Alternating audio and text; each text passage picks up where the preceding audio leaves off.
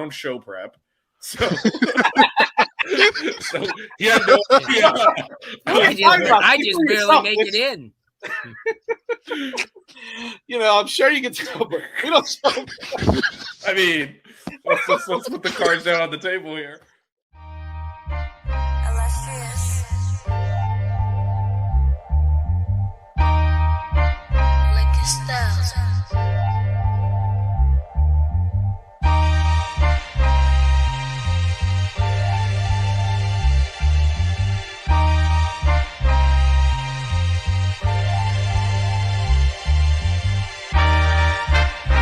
Miami Hurricanes, yeah. You know the name already.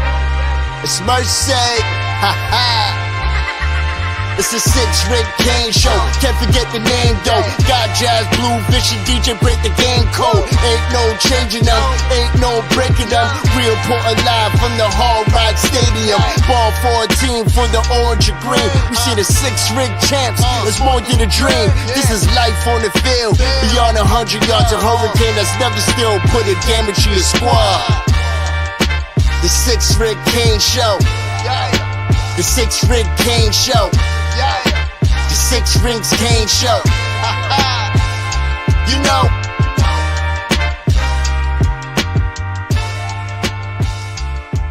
What's wrong with us?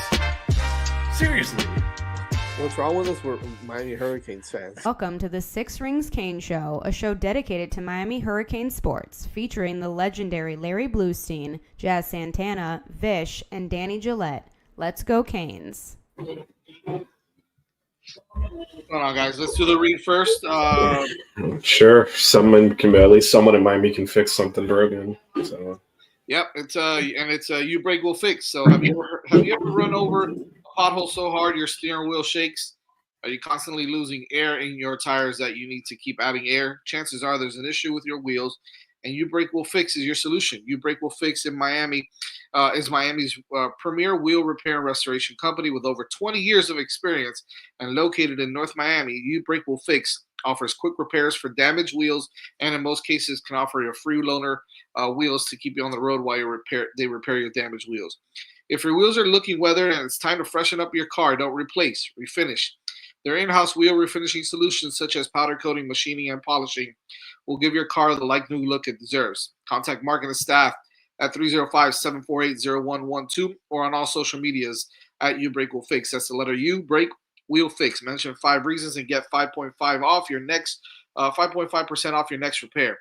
You Brake Will Fix, 1848 Northeast 143rd Street in North Miami, Florida, 305-748-0112. The Miami Hurricanes lose to Syracuse in the final game of the season, the most important game of the season, the game that was going to dictate whether they went to not only the college football playoffs, but to the ACC championship game against SMU, who is kicking everybody's ass. And in complete Miami fashion, they continue. They did what they do best, right? Which is choke, which is be disappointing down the stretch, which is not finish when they need to, which is to come out and be an embarrassment to the University of Miami football program when you have a generational quarterback, a generational offense, yet you have the most embarrassing display of defense I have ever seen at the University of Miami. It's disappointing. It's embarrassing. It is. It's frustrating. It's frustrating. You had it all right in front of your face the whole time, and you couldn't finish the job. You just couldn't finish the job. And if this is not a cry out for help on defense, at the very least, I'm going to start the plan to fire Superash's last injury and his terrible defense. But I'm also going to put it on the players because the players who played like shit, there's a lot of them that were a disappointment. They were depressed throughout the season. But at the same time, we made no adjustments to change that. And it showed And when Miami needed stops, you could not trust them. You could not count on them to do that for you. And of course, this is what happens. And so now you're put in a position where you're not going to go to the ACC championship game and you have no shot at a college football playoff. So that second part, it's borderline. This is an embarrassment. It's No. Everything you're saying is true. It's just there is an outside again. You basically need no upsets. Right. Because Clemson was the team in position, they also lost. Like SMU needs to win the ACC championship game. And if the ACC becomes a 2-bid league, it would actually be Miami that would still be hanging on by a thread with 2 losses. Clemson has 3. So that is like you need no upsets. You need Texas to beat A&M. You need a miracle to then be like the 12th seed. And to your point, it was 21-0. This game was 21-0. 21-0. Not. And I will say this. And we're gonna spend a lot of the time. Like the defense was non-existent. The first drive got bailed out on first of all, it was an illegal formation. I don't know what the hell you have a rules expert out there to go, yeah, it's an illegal formation, but I would have let it go. That's not the rule. But anyway, got bailed out on that one because it was a busted coverage by Jaden Harris. And then, the next one was the only time they actually had a good defensive stance when West knocked the ball out on third down. Everything else was like a fluke. I think the only stop after that was when they fumbled. This is an absolute joke of a defense. And then, I harped on this last Monday, Jazz, and on Sunday on the show. As much as the offense was obviously carrying this team, the decision to continue to force those fucking wide receiver screen passes when they don't goddamn work. We fumbled on one that turned the game around, and then that bullshit personal foul on Jacoby. We're on the 6-yard line. Just run the fucking ball into the end zone. I'm so tired of them trying to pad the goddamn touchdown stats. He's not winning the Heisman anyway now, is he? What the fuck are you doing? Run the ball. Not only that. We did all inside the 10-yard line. Dish, you have been talking about this for the past, I don't know how many damn weeks, about kicking the field goal and taking the points when you need them. Then he does the exact opposite there at the end and takes the field goal because he avoided. Well, that all led into it, right? That all led into it. I think I said that in the chat. Yeah, I think you played that drive so slow. Yeah, you did not have time to play the field goal game. Then you have to go for it at that point. Yeah, because you ate that last Canes drive. I'll look up how much time possession. They're going so slow that whole time. I was like, you understand? You need the ball back. Yeah, this is not the last time. You can't win the game on this possession. And they played so slow, and then they kicked the field goal. But that whole thing gets backed up because they're first and goal on the 6, and once again, we're gonna throw it. We're gonna throw the damn tunnel screen to Jacoby George. And that last drive got backed up because of Jacoby George's dumbass play. I still don't think that's a penalty. I don't know what that is. But why don't we just he headbutted the guy? He stood up. Give me a break. Why are you refs calling that at that point? That's trying to interject yourself into the game. Fuck them too. But you should have just run the damn ball into the end zone. You wouldn't have had any of that stuff. The refusal to stick with the run game. This game, it was 21-0. They got back into the game quickly because we would not stick with the running game. If we just slammed the ball into the middle of the line, they went down and got scored. So by the time the ball was 21-7. Right. This game is never within 2 scores.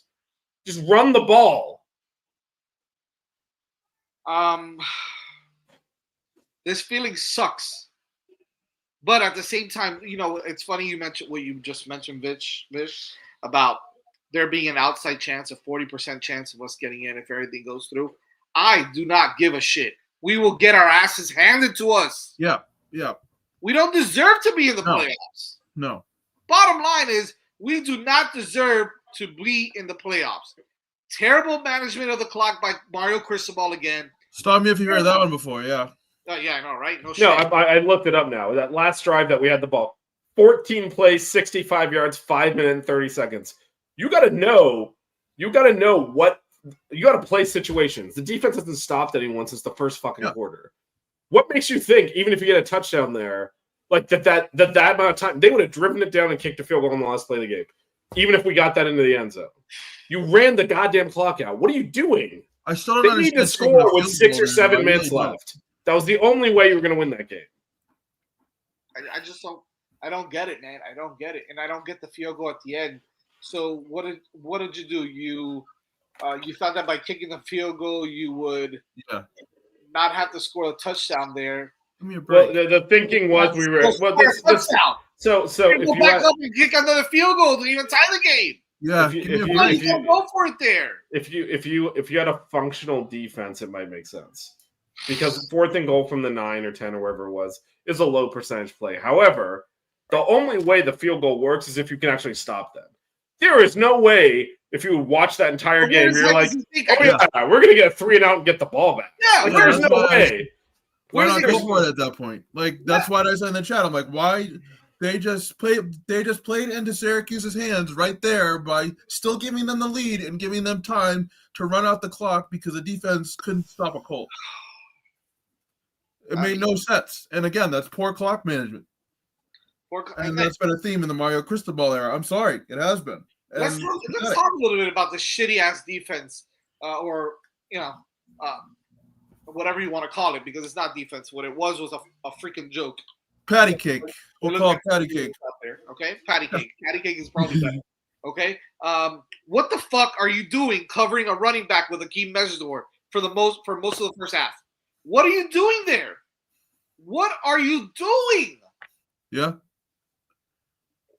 Can anybody answer that? Of course not. You know, and then you've got it's the same. It's the same. Dumbass announcers towards the end of the game say they found Miami's weak spot, and it's OJ Frederick. You dumbasses. He's been an all-American cornerback the whole entire season. He has a bit of a bad game this season. This game. But this game, he was the weak spot, so I can see where they're saying he is the weak spot. I mean, he got burnt so bad. He got burnt. However, the whole defense was the weak spot. No, the whole and this has been my problem with this defense the whole year. Is that I'm like, what exactly are we trying to take away? Because they can throw underneath, it's open. They can throw up over the top, it's open. They can run, it's open. What are we even doing?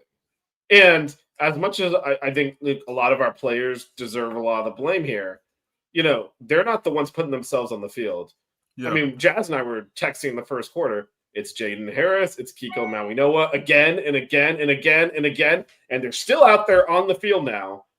And actually, the only stop we got after they started scoring, end of the first half, when we pulled Kiko off the field. Right. He did not play the last possession of the first half, and we stopped him. And then he's back in there again. Like, I'm sorry, this is not the time to be playing, let's get Cam the Heisman, and this is not time to be playing, Kiko's a warrior for us, we're going to put him out there. If he's not performing, he's got to come out. And this is nothing. Obviously, Cam played well. He's Cam. But the way to win this game was to protect the defense. It has nothing to do with Cam Ward. It's protect the defense. You can run all over them. They have one of the worst run defenses in the country. And we were running all over them. And we refused to stick with it. And there were a couple of – and look, again, no fault of the offense. They had zero margin for error. And the errors came from forcing the throw when you didn't need to. And look, X fumbled for the second game in a row, and he's going to be thinking about that the rest of his life, to be honest. Because if he doesn't fumble that ball, we probably eke this fucking game out. And that's what, because we'd stopped them, gotten the fumble recovery, we were driving down to go up. Right. And kind of it would have been back and forth, but with us getting the ball last instead of them. And instead, but no, but I'm not going to blame him. I'm blaming the coach for not running the ball in short yardage and forcing that same play. The best case scenario for that play this year has been 4 or 5 yards. We were averaging that a carry. And that is the same play Jacoby got his personal foul on, trying to force that thing at the goal line. Yep. Just run the ball. Run the ball. I'm just not. I don't understand what Lance Gidget was doing most of the game. Most of the season. Well, yeah, obviously. But because there's zero adjustments. We're not taking. Yeah. They're not taking what the defense is giving. They're not taking anything away. It's just like everything is open. They can throw underneath. They can throw the top. They can run. Every single thing was open. Every single time. And this was the return of what I thought we had cleaned up a little in the bye week, which is they flank a running back out and the linebacker's trying to get out there to cover him in the flat, and everyone's pointing at each other. No one knows who to cover, and everyone's open. Yeah. 12 games of that shit, and you don't make an adjustment? You know what we didn't see this entire fucking game? A zone goddamn defense. Play zone defense. If these guys cannot figure out how to line up in man, you have to play zone. It's like he's calling an alternate universe where Metador can cover receivers, where like they fucking can pass receivers off seamlessly, and they cannot do it. And all you need to do was be semi-functional in this game. Couldn't do that. This one is on Lance Guidry, as have many been already. But this one's on Lance Guidry, and if this display of defense and display, no, he's gotta be fired. I'm sorry. There's no way that he's gotta go. He's gotta go. No way. There's no way he's gotta go. He sticks around. He's gotta go. Way. And what he did today for that defense was pathetic. It was embarrassing, and to be quite honest with you, I kind of felt bad for them. I felt bad for them because there was nothing that they can do. There was nothing that he could do that would help them be successful. So that field goal at the end to me was like, this is unfreaking real.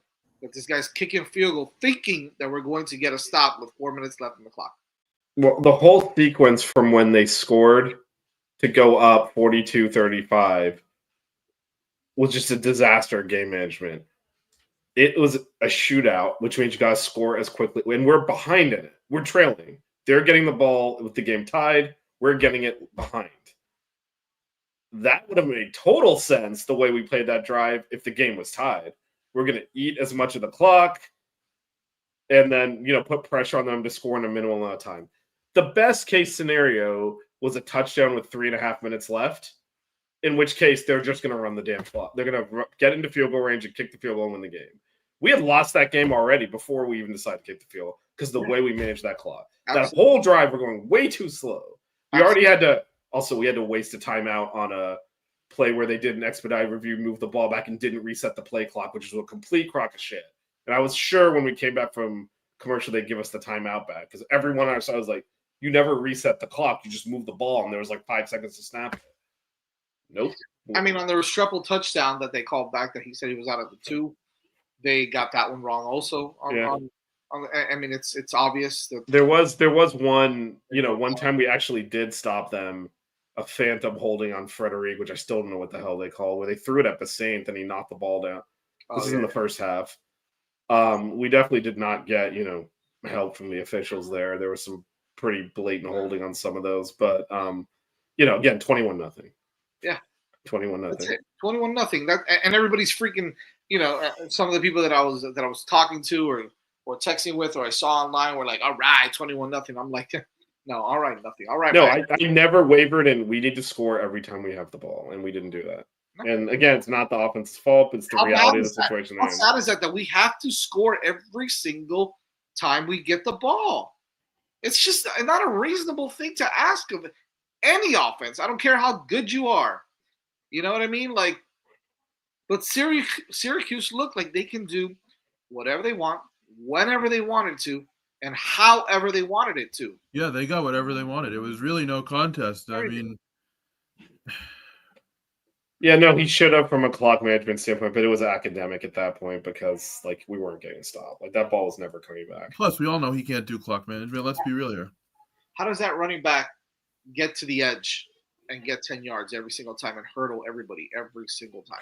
Well, because you have your senior linebacker who has, for whatever, he has looked a step slow this entire year. And, again, you still have him out there. Like, I don't understand the personnel choices. Again, they're rolling the same guys out there over and over and over again, and it's just like this is not going to work. And OJ Frederic's going to get a lot of focus for this game because he struggled big time. They picked on him.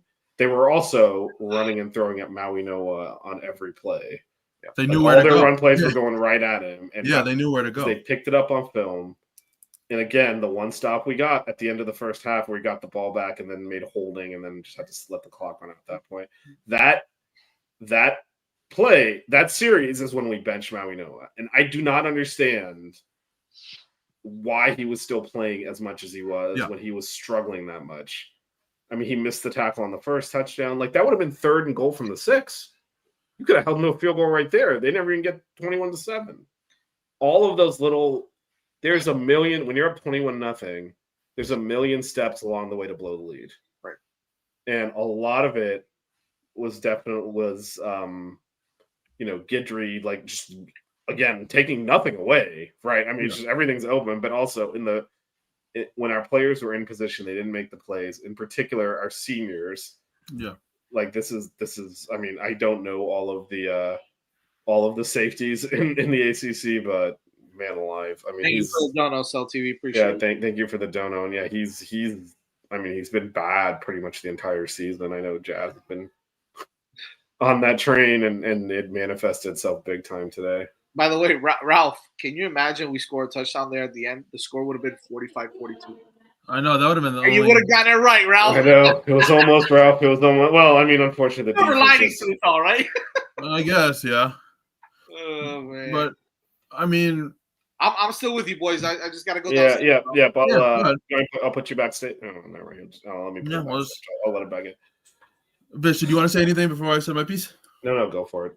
I mean, at what point, we saw some of the same issues that have been occurring throughout the entire season, and we all love Blue, and I agree with a lot of what he says. But the fact that he says coaches have to, players have to execute, coaches watch the film all the time, and they put the players in the best situations. No, we haven't on defense. We have not on defense, and this is a defensive coordinator problem, and it's kind of indirectly a Mario Cristobal problem. I mean, this is a problem. Defense is a problem, and I thought this game, like you guys said earlier, these players were left kind of hung out to dry with some of these schemes. I mean, players, they can try to make plays all they want, and at some points, I thought they did, but this was a scheme problem. This was a coach problem today. Yeah, I mean, I would like to say it's a scheme problem. Not that I agree with you, but I don't even know what scheme we're running. Fair point. I mean, seriously, everyone's running around lost. They're all pointing. Yeah. This is game 12. This is not the opener. They still don't know where to line up. We got Mezzador, as Jazz called it, Mezzador out in coverage constantly in this game. I haven't seen him try to cover anyone the entire time. What are we even doing there? We got Kiko being asked to do things he's athletically incapable of doing. Like, I don't understand. It's one thing to say, look, this is what I want to run. Yeah. And then, understand, like, you don't have the players to run it and make adjustments. He never did that. It was always just, oh, yeah, they're going to figure it out. This is an inexplicable collapse, 21-0. And it's a team collapse. As much as the defense blew the game, the offense did not score in the second quarter. If they did, that third touchdown might have been right at the beginning of it. Like, it's unfair that they have to score every time they get the ball, but they have to score every time they get the ball. And there was some wasted possessions there. There was some forced throwing again, where we should have kept running the ball. I do think when we look at some of our play calling, there was an attempt to make sure that we got enough passing yards and passing touchdowns to pad the stats there. When at 21-7, okay, so we're rolling along 21-0. They go and they score. At this point, all right, we know what our defense is. We've seen it all year. Right. That 21 points was not going to hold up. So as a team now, you got to play. All right, we're playing with a 14-point lead. Right. We need to be deliberate. We need to run the ball. We need to shorten the game to give them less time. Instead, we did the opposite, and the amount of times we forced the throw, especially in short yardage, they're not going to cover us there, and it's just, I mean, they're not going to be able to stop us. They never did, and again, the two bigger plays of the game there were, and again, this is unfair to the offense because the defense. The defense just collectively stunk for 4 quarters. So they gave up. So there wasn't even like, a big play on their end almost because it was just everything. But the two, plays where the offense, they were both forcing throws. 3rd and 2, just run the ball. Nope, we're going to throw it to X. He gets the first down, he fumbles. And again, whatever, shit happens. But why are we forcing the throw there? And then, on the goal line there, or on the 6-yard lines, 1st and goal after the pass interference. Yeah. Just run it into the end zone. Instead, we forced the throw. Got lucky it wasn't an interception because it got batted up in the air. And then, look, it was, in my opinion, it's a bullshit call on Jacoby. He just stood up, and you don't make that call in that situation, especially, if you stand straight up and you hit someone, he's standing over you, which is a form of taunting too. So it's kind of it was kind of a ridiculous call in that sense, but all of that's predicated on if you just ran the damn ball, you would have scored a touchdown. So Yeah. and you wouldn't have and X wouldn't have fumbled if you're running the ball there. And I don't understand why we got away from that.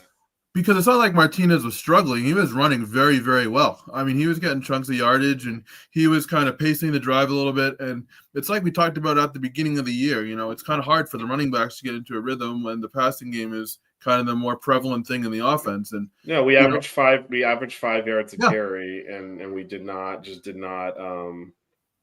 we didn't stick with it enough. And again, in key situations, where we had short yardage, where we could pick it up just by running it, we tended to force the pass more than we need to. Jazz, give me a thumbs up, Jazz, when you're. I never really understood doing that, because I get they want the Heisman and blah blah blah whatever, but if the running game is working, run the damn ball. I mean, it really wasn't rocket science to figure out that Martinez was having success and Fletcher was having success, but I also thought, and we're going to get to Sel. Thanks for the donut. We'll get to your comment in a second when we pivot back to the defense. I also thought, again, if we could have this game over again, I think recognizing how bad our defense is and understanding once Syracuse got rolling, we've seen it time and again. Once the other team starts getting it going, we saw it with Duke. It was 14-0. Once they got one, it was going. And 21-7 was not the time to be, let's get Jordan Lyle some carries. Yeah. The other guys were rolling. I don't understand. I love it. And we all talked about, I'm like, that is not, like, I'm sorry. To your point, Jazz, we love Jordan Lyle. He's probably the most talented running back on this team. You got to play to win and do whatever it takes to win this game. Don't take out and you have Damian Martinez and Mark Fletcher rolling. You ride them. That's the same comment I made last week about Wake Forest. Either make the defense stop them or make the end zone stop them. And we did not do that. And again, it's you put up 38 points, and we're talking about the offense, but that's where just situational football, understanding what the defense is. Because again, even the 2 stops we'd gone to that point, there's really only one good defensive stand. The other one was, we busted a coverage and got lucky on an illegal formation that they walked in the end zone. It was 7-7. Yep. But then I don't understand what it's the right call, but I would have let it go means that's a penalty. So it was a good call, but we got lucky as shit because it didn't affect the play. And so I mean, this is, and then of course, like the game ends exactly as it was going to end with a stupidly jumping offsides.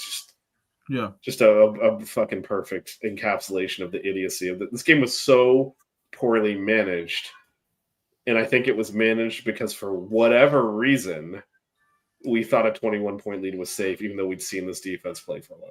Because I think some of the decisions, if you go back to those offensive possessions when it was 21-0, 21-7, and 21-14, are not decisions you make, and that we would make later in the game when, oh crap, it's live again. And I especially at 21-7, I don't go to Jordan Lyle there. To me, that's not the time to get the freshman some carries. One of the things. Oh, sorry, Joe. Go ahead. A lot of people. Let's kind of stay on the offense, because I think the offense deserves a little bit of criticism. Also, I think a lot of people are also asking the question, which I don't necessarily agree with to a certain degree, but maybe a little bit, is the play of our wide receivers this game, right? So you saw that X had a spectacular game, albeit I know he fumbled in a critical moment. But I'm not going to sit here and bash the kid. He had 9 carries for like $150 and 2 touchdowns, but 1 got taken back. So, but Jacoby George had 4 catches in the first quarter for $100. I say $100, but 100 yards, and that's it. We didn't see him anymore after that. So you saw a little bit of that, but Isaiah Horton dropped a pass. Sam Brown dropped a pass. I know Elijah Royal did pretty good also, so our tight end was productive, but you had no play, had no production from any other wide receiver.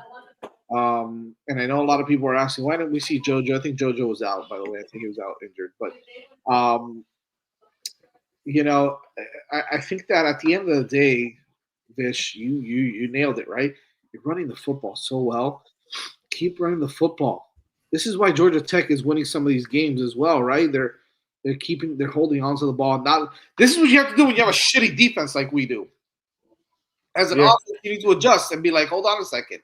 We're not going to be able to stop anybody on the other side. So me as an offensive coordinator, me as an offense, run the damn ball, eat up the clock, keep possession as much as possible, okay? Know that you can score in a minute or two. You can, right? You've got enough talent to do that. You've got the arsenal to do that. But when you're playing again and you've got that defense on that other side, you got to be able to adjust your offense also. And you got to be able to say, well, I got to hold on to this football as much as possible. Let me run it with my horses. I got 2 horses in Fletcher and Damian Martinez. Obviously Jordan Lyle at the end is great, but at the beginning, those 2 guys are just balling out of control. Leave them. Let them run the football. Let them eat up some clock. Let them eat up the yardage. You're going to score touchdowns with them. You saw it, right? Why aren't we doing more of that? And I think it's because I think we're getting a little anxious, right? We're getting a little nervous, and instead of doing what we do best, we're trying to do too much, and that's when you end up throwing those screen passes that get fumbled, or if you overthink your play calling. And I think that's what we saw a little bit, but it's nitpicking at the offense at the end of the day, because that defense sucks. Well, to me, it's not even the offense as much as the game, the situational football as a team. Right. Understanding, like, from a defensive standpoint too, like, you're up 21-0. The fuck you're getting beat over the top constantly. Like, back the fuck up.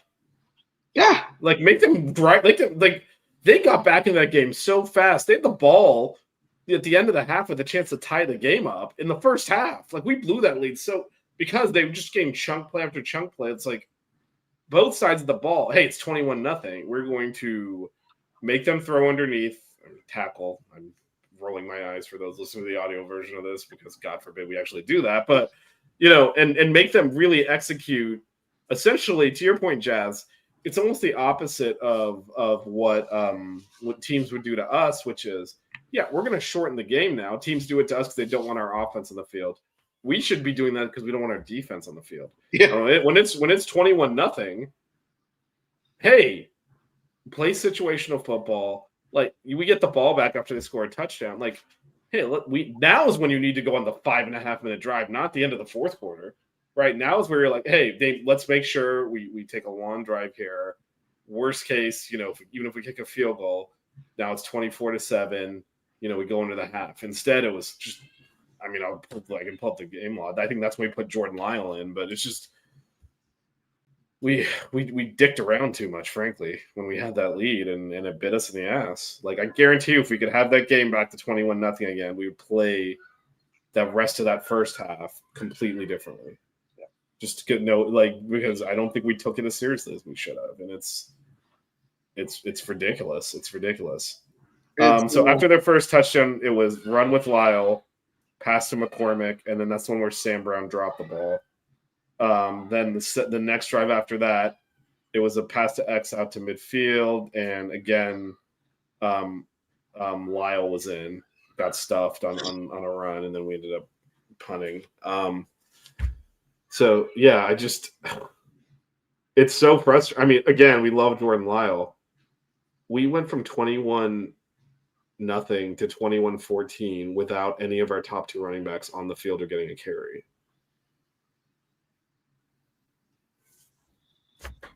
Yeah. By the way, Damian Martinez averaged 8 yards a carry in this game. Got 10 carries. Why that guy didn't stay on the field, though? Let me ask you this question. What happened when their freshman running back fumbled the football? Did you see him again? Because I'm pretty sure that LaQuint Allen played at least 90% of the rest of that game. I don't recall if he got back in. He got the bulk of the carries, Allen did. Yeah, got the bulk of the carries. Sat his ass out. And they said, let's just keep doing what we were doing. And I want to answer this question from Talawa96, because the answer is yes. Yes, 100%. Mm-hmm.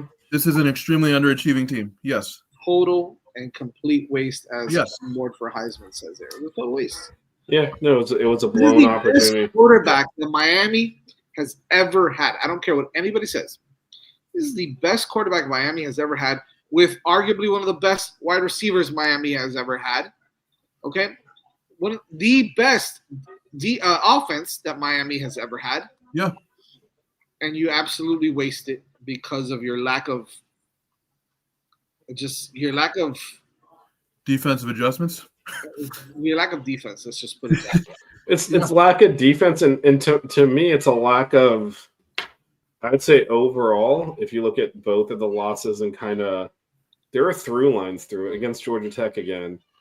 Yeah. We came out in the second half. We ran the ball down their throat, and on 4th and 1, when we like 6 inches short, we tried a trick play. We did like a fake pitch, roll out, threw an incompletion. They go down, score. It's like, just run the damn ball. Stick with when the running game is working. You cannot stop it. Why we stop it ourselves is beyond me.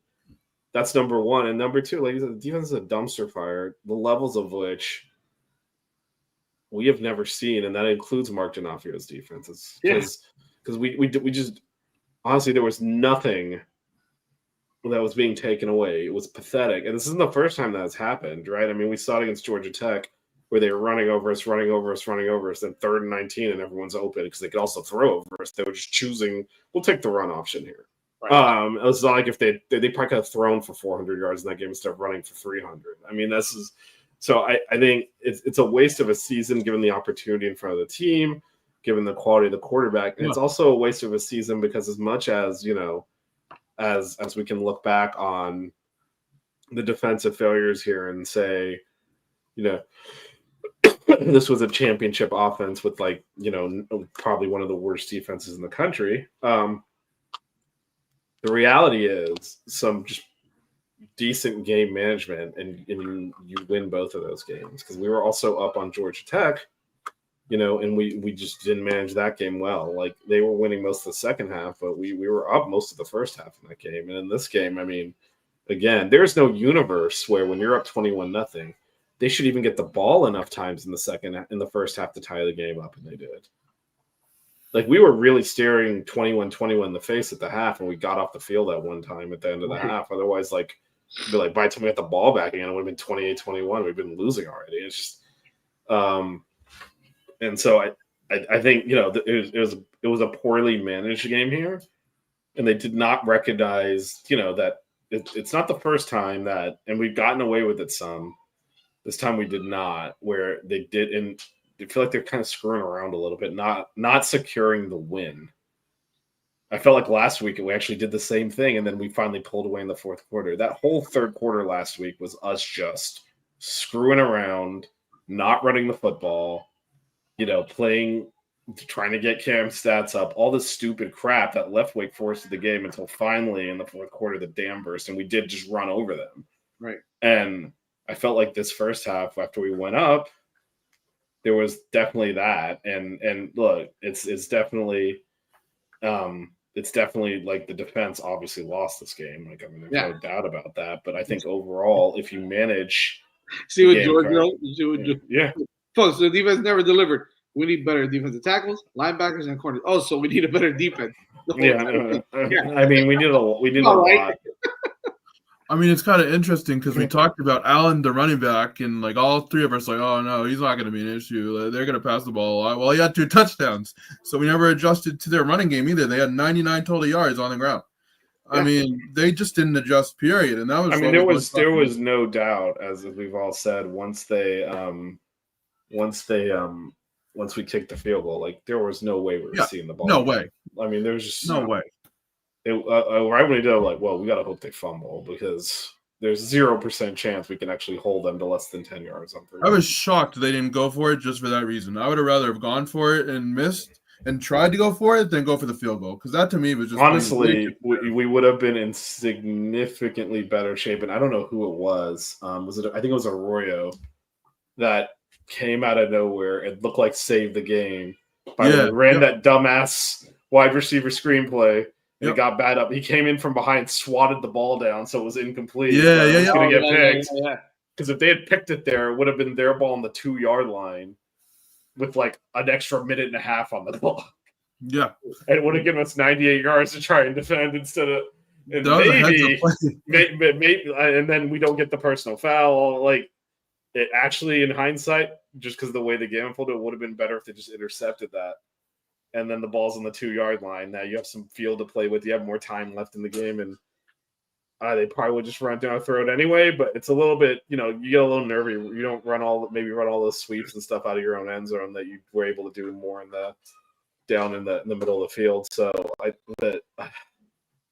I mean, we were up 21-0, guys. Hey, by the way, Jordan, if you're hoping for the offensive coordinator to get fired because, according to you, he stinks, it's going to be hard to get fired for having the number 1 offense in America. So he doesn't stink. I don't know where that is coming from. No, I mean he's excellent. I think his failing, if we want to even call it that, is we want him to compensate for the defense more than he does. Right, and I think that also having a guy like Cam Ward, you tend to lean towards letting him do more instead of trusting what you do as an offensive play caller and just calling your game. I think that a lot of that has to do with. I mean, it's hard not to, right? I can run the ball here, but why couldn't I just let Cam do his thing? You know what I mean? Like that happens. Yeah. I can see that. He might even do a better job with another quarterback, right? And I'm not saying a better job as in we might have the nation's number 1 offense again, but as far as from a play calling perspective, from an all around way that Shannon Dawson calls the game, if you get a guy that's it's going to be hard to ever top a guy like Cam Ward here. So you still could see a very, very good offense. I'm not really concerned so much about that. No. I'm more concerned about this defense and what they're going to have to do in the offseason, which number 1 has to do with letting Lance Gilger go. You've got signing day in a few days. No, I mean you have to do what must be done. He's got to go. You cannot bring him back. And Mario can say he hired a game management, whatever the hell he thinks he hired. It's been atrocious this entire year, and we've gotten away with it. Right. This game was, lost by the defense and complemented by just mismanaging the hell out of the game after you went up 21-0. Sure. Playing fast when you didn't need to, playing slow when you shouldn't have been. It was just that, again, there's no universe where they should have gotten the ball that many times in the first half when you're already up 21-0, and yet we had 2 very short drives and gotten the ball back with the third string running back in the game, who had gone several games without getting carries until last week. When your starting running back is averaging 8 yards a carry, and it was 2 possessions. The second one at that point is 21-14. This game is live now, man. You gotta really start grinding the game out. And so it's frustrating from the standpoint of there were just we want Dawson to understand those situational. I think where his failings are around situational football and not really playing, the flow of the game and not playing his defense. Like his defense stinks, and you got to account for that. With that said, again, it's the number 1 offense in the country. And so, he might not be here because he might be a head coach somewhere, but he's not getting fired. Oh, go ahead. Sorry, Jess. No. Question from Christopher Mitz says, will we be shocked, though, if he didn't fire the DC? Yes, I think at this point, you got him enough to say that he's got to go. He's got to make that change. He's got to make that change. And, again, all we needed was below average. Instead, we got, again, we've never even seen anything like this. And it blew a chance to, you can say, we would have lost to SMU or lost in the playoffs or whatever. That's fine. I mean, today just can't happen.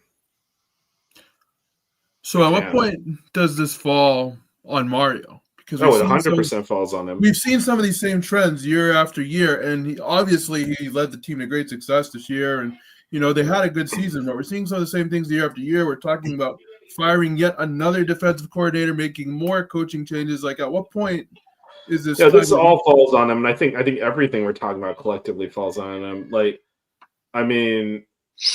Once again, we're talking about why don't we run the football more? The head coach should go to me run the fucking ball. What are you doing? Yeah. And you can override that. That's the coach's job, right? You're not in there calling every play. Be like, look, we're going to run the damn ball. I mean, Jimmy Johnson used to do that all the time. And like they would, when he was in the Cowboys and the Hurricanes, he'd be like, "Hey, we're going to run the ball here," and we run the ball.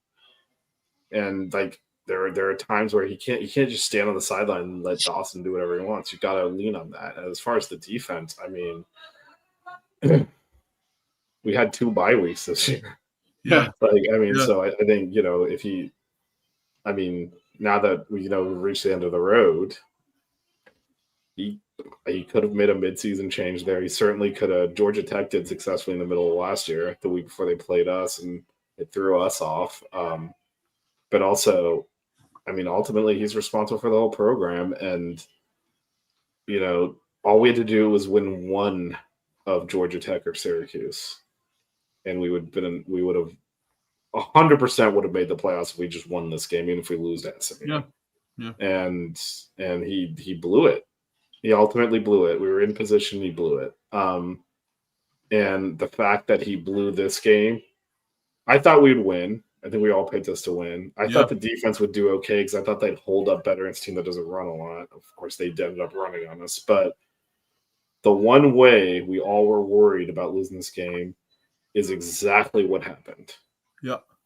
And the fact that he didn't have any counter for that. Okay, if it develops in this kind of game, how do I at the point of literally by the end of the game, we're like, if they fumbled and I'm like, okay, that might be the break we needed because that's the stop. And then we fumbled. Obviously, they fall back for a touchdown, so it was even worse than their fumble to us. But so basically gave it back to them because it was, there's literally 3 plays in the entire second half. They called that bullshit holding on that long run by Damian that killed one of our drives. And then they fumbled and we fumbled. That was it. And so at no point, and this is what I'm talking about, was there any kind of counter on our side to try and disrupt the flow of that game? No. Right. blitz 10 guys or rush 2. Do something. It was still the same crap. Like, we're going to rush 4. We're going to run a stud with our defensive tackles. We're going to back off. Our safety's going to stand there glued to the ground, not covering low or high. And it's just over and over again. It's just like, make an attempt here. It got to the point where I was like, is the only way we're really going to win this game is like, we punch the ball in there, they go down and score a touchdown, so they get it to 49-42. We go down, we get a touchdown, we go for 2 and try to win 50-49, because there was no, like, it was that bad. Like, there was no attempt to even disrupt it. That's what I was thinking. I was like, we might have to go for 2 in one of these because we're not going to stop them. And even like, Tyler Barron got a few snaps this game. It was actually really disruptive. He makes that sack. I think it was in the third. I don't know. It was in the second half. Next play, just single coverage, no safety help. They throw just a jump ball, and you can say OJ got burned. He got burned. Where the fuck is your safety? It's 2nd and 20. Yep. Where? You get a sack and then you give up 18 yards or 20 yards. Like, how do you do 2 that? sacks total on the day. How do you give up a chunk play on 2nd and 20? Just embarrassing.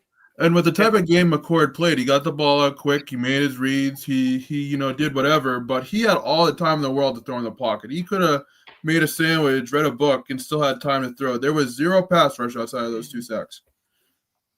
It was pretty bad.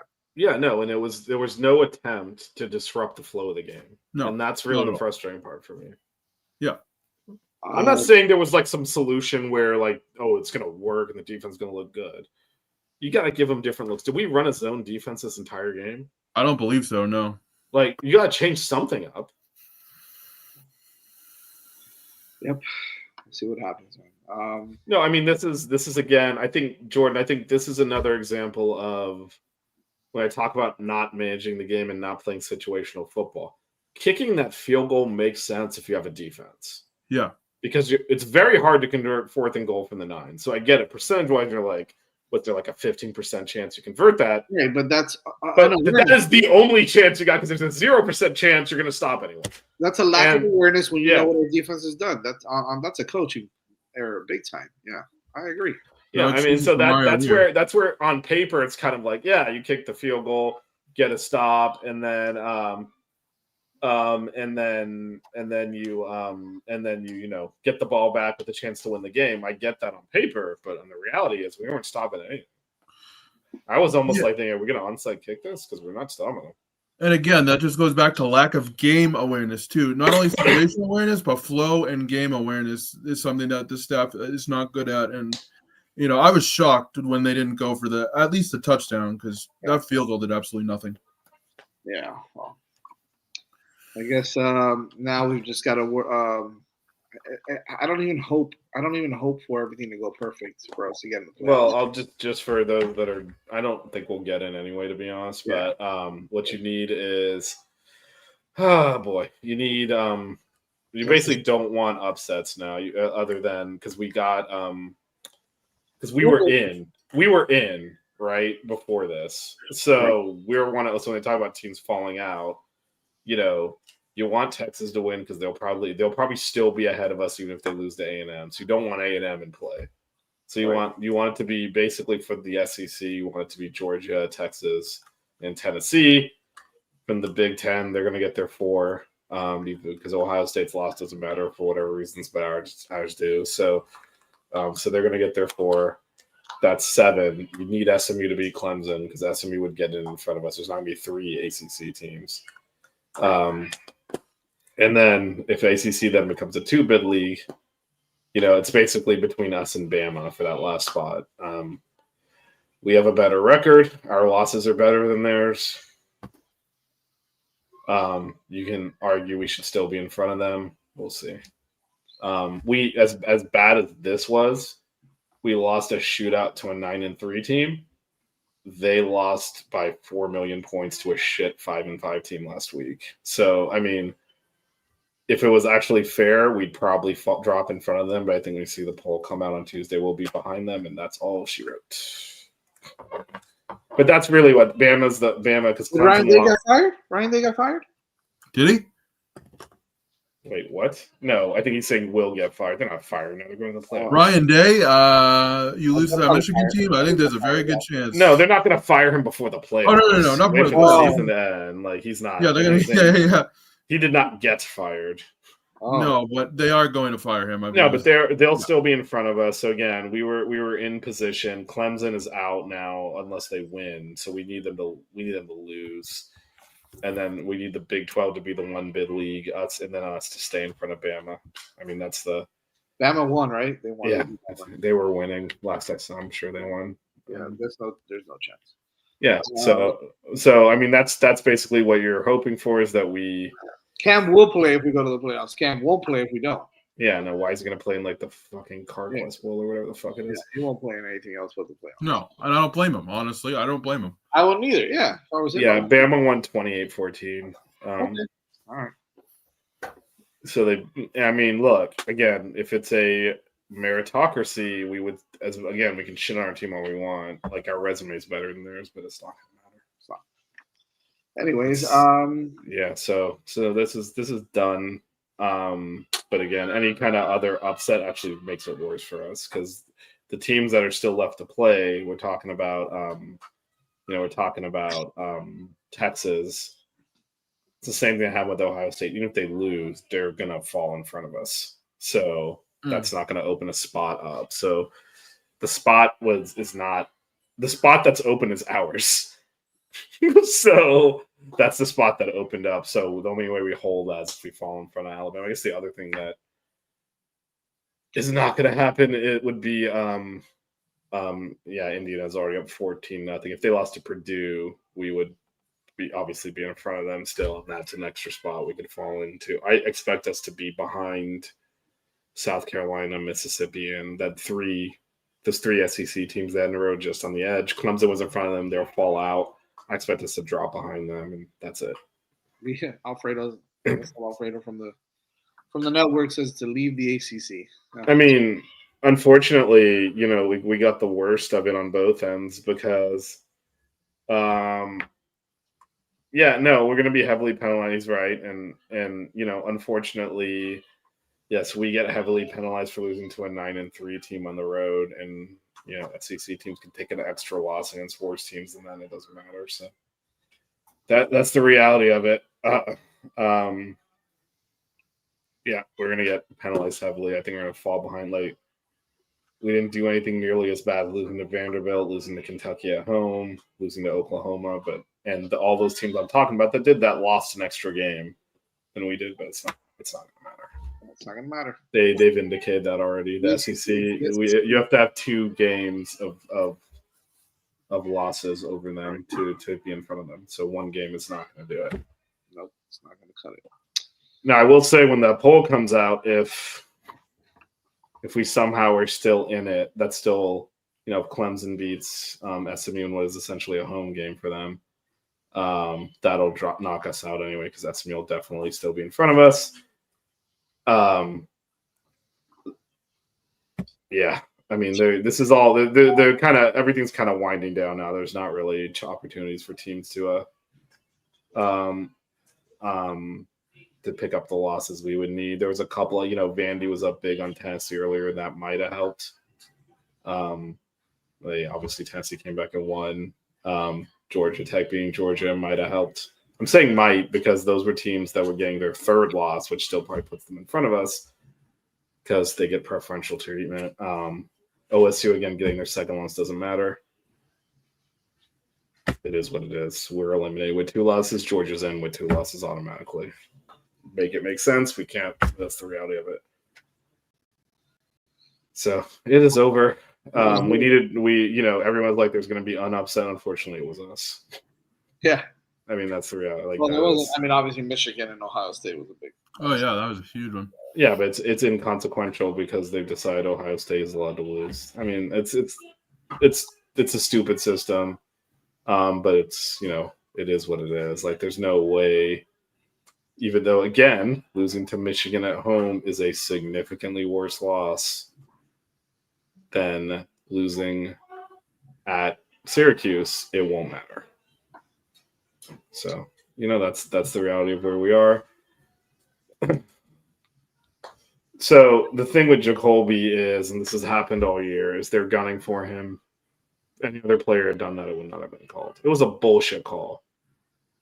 It is what it is. And especially in that situation, you're trying to interject yourself into the game there. It's a ridiculous call. I thought he pushed someone. He just stood up. And if you stand up and you hit someone in the head by standing up, it's because they're standing over you, which is also a penalty. If you're going to nitpick the rules here and start calling bullshit. But again, if we just run the stupid ball into the end zone, none of that happens. Again, you bring that stuff into play.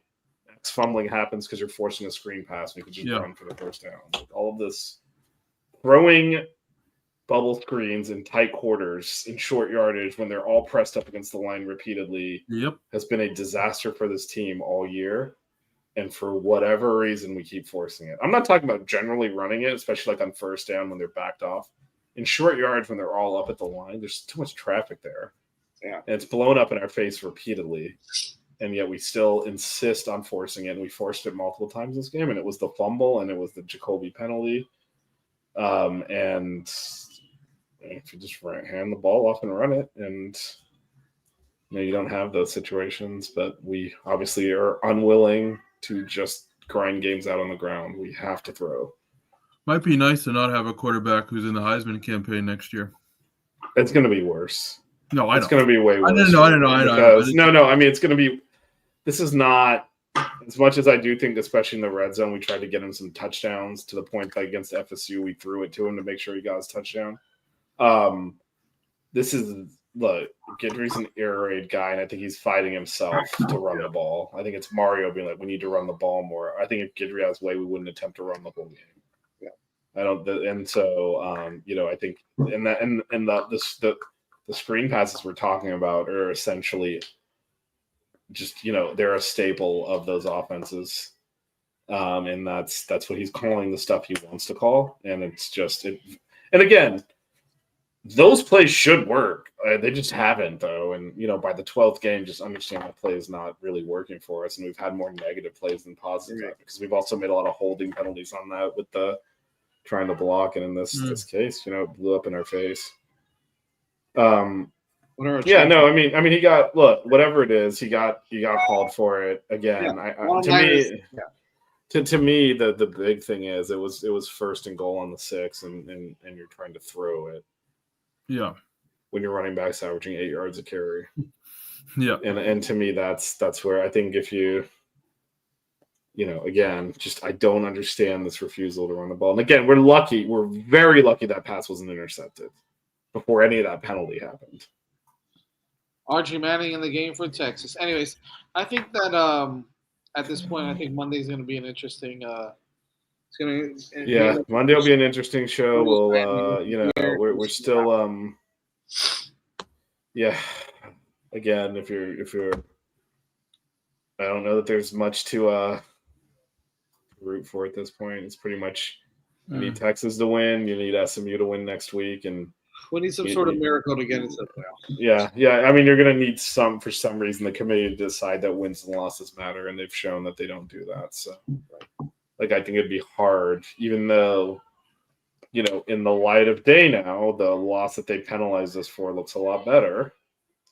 If they really think Georgia's a lock for beating Georgia Tech at home in 8 overtimes and losing 2 other games, then if Georgia's in with 2 losses and an 8 overtime win over Georgia Tech, how are we not in with 2 losses, one of which is a close loss at Georgia Tech? Georgia played them at home. It's like Georgia won that game and lost 2 others. Right. And so when you start doing the math on something, this doesn't really work. But we know, again, when you see the poll come out, it'll be lights out when Bama's in front of us as they start kind of working their way backwards through it. When you see us come off the board before them, that'll be done because there's no opportunity to move up. So anyway, that's for Tuesday. As Jeff said, Monday we'll I don't know. We'll see. Yeah, Monday we'll have a kind of a breakdown as to what's next for the Hurricanes, and I'm sure by the end of tonight we'll have an idea as to a lot of different possibilities. Well, I mean, our possibilities are basically the only Indiana's up 21-0, and they're not us, so that game's over. And then ain't that the truth? Yeah, I mean, it's really just it is. There's nothing else to really even want. It's Texas needs to win so that A&M isn't in play. But even if Texas loses, A&M, would still need to beat Georgia next week. So, I mean, if you think Texas is going to drop behind us for losing at A&M, they're not. So it's almost academic. It doesn't really matter. When we fall behind those 3 SEC schools with more losses than us, that's the frustrating part. And it's over. They can lose to Kentucky. We can't lose at Syracuse. Right. Monday is another chance for everybody to scream out and be frustrated, as we will be as well. But by the way, before we go, and I know, Jazz, you got to run. Shout out to the basketball team. Great job losing to Charleston Southern at home. We know this, motherfuckers, even though you didn't move the game, played it during the football game. Yeah, man. Good job. Yeah, good job. It's a fucking banner day for the athletic department. Well, at least women's basketball is winning, so that's good. They're undefeated. And head out to the watch tomorrow at 2:30. There you go. They're finishing off their Thanksgiving tournament. But yeah, no, the men lost 4 in a row. Charleston Southern picked up their second win of the season today at the Watt, which normally when they when football conflicts, they move the game. They did not, so they lost. They lost when the football team was up 21-0. It felt a lot less painful than it does now. It's been a day. It's been a nightmare. Thank you guys for watching the show and for going through it with us here. We'll see you guys on Monday, though. We'll break it down again with Blue and the rest of the crew. So we'll see you guys on Monday. Yep. Adios. The 6 Rig Kane Show. Yeah. The 6 Rig Kane Show. Yeah. The 6 Rings Kane Show.